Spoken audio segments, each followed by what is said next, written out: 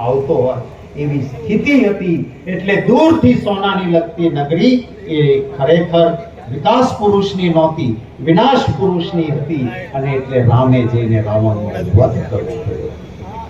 એમ આજે પણ ભારતીય જનતા પાર્ટી વિકાસ વિકાસ વિકાસની વાત કરે છે, પણ એક ગરીબ ઝૂંપડામાં રહેતી મારી કોઈ બક્ષી બેન પંચની, મારી એક વિધવા બહેનના ઝૂંપડા પર કલ્યાણ ન થઈ શકતું હોય અને અદાણી એકલો માલામાલ થતો હોય તો એ વિકાસ એ સાચો વિકાસ નથી।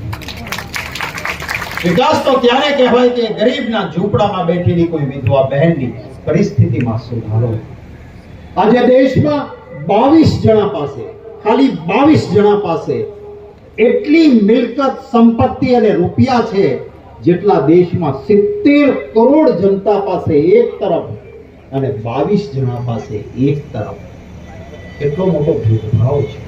અંગ્રેજોના વખતમાં કહેવાતું હતું કે શ્રીમંત અને ગરીબ વચ્ચેની મોટી ભેદ રેખા હતી।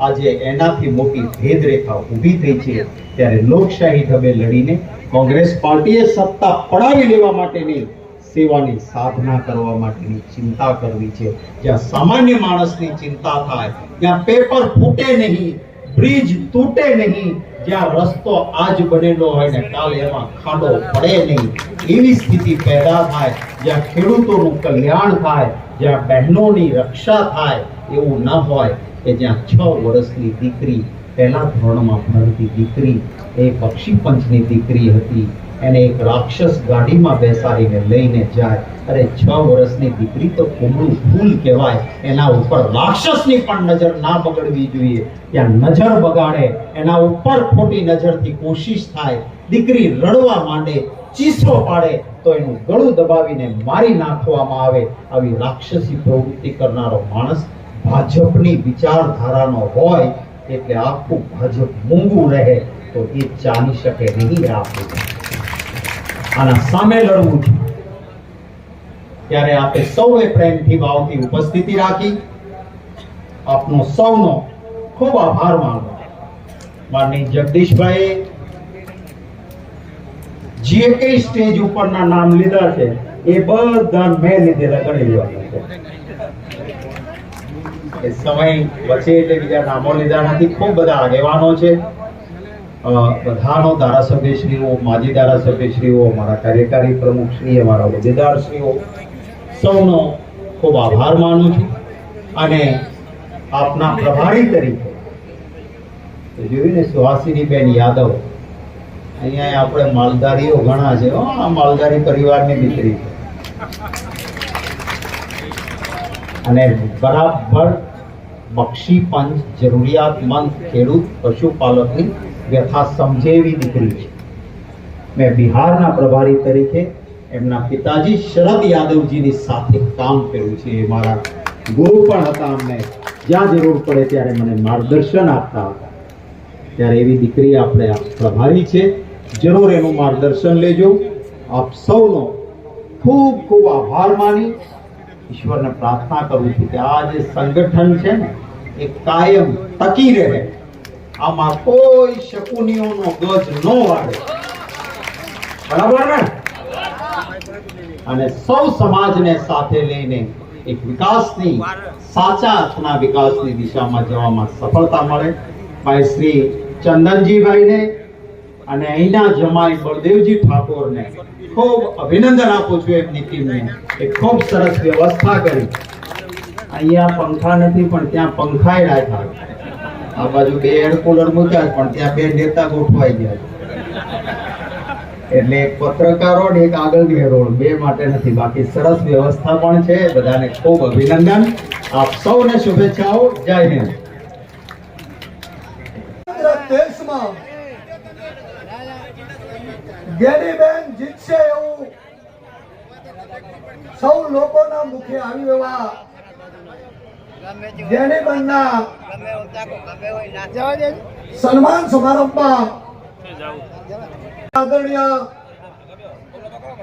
આપણા સૌના વંદનીય સન્માનીય દાસ બાપુ, એ સિવાય પ્રદેશ અને કેન્દ્રનું શિસ્ત નેતૃત્વ પણ અહીંયા થોડીક જ વારમાં પધાર્યું છે. આપણે સમગ્ર ઉત્તર ગુજરાત ઠાકોર ક્ષત્રિય સમાજ દ્વારા આ પાટણની ઐતિહાસિક નગરીમાં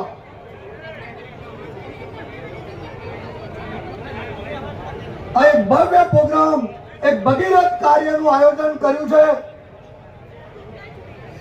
આ આયોજનમાં આપણી એકતાનું પ્રતીક આપણા સૌના 18 આલમના વ્યક્તિઓના દર્શનનો લાભ છે. આજે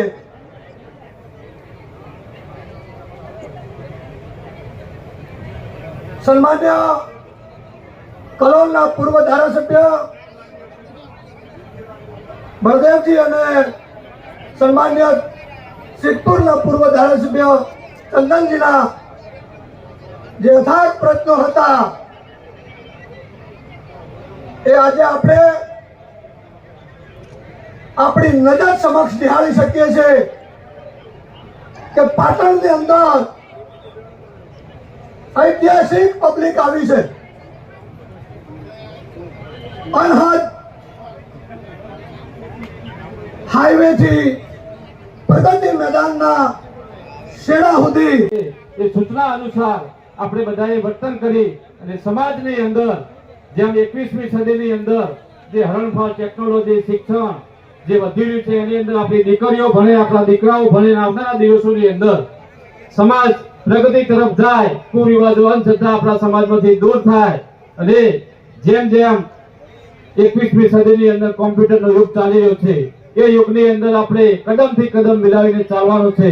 ત્યારે આપણા જે આગેવાનો અહીંથી જે પણ સૂચન કરશે એ સૂચનને અનુસરી અને આવનારા દિવસોની અંદર આપણો સમાજ કઈ રીતે પ્રગતિ થાય, પાર્ટી કઈ રીતે મજબૂત બને એ તરફ આપણે આગળ વધવાનું છે. આપ સૌ ખૂબ મોટી સંખ્યાની અંદર અહીં ઉપસ્થિત થયા છો ત્યારે પોલીસ મિત્રોને પણ વિનંતી કે વ્યવસ્થાના ભાગરૂપે આપણે પણ સહયોગ આપીએ, આપણા ભાઈઓ પણ સહયોગ આપે. જ્યાં પણ જગ્યા મળે એ જગ્યા આપણે લઈ અને બેસી જવાનું છે. વચ્ચેની લાઈન આપણે ખાલી રાખવાની છે. ફરીથી તમને કહું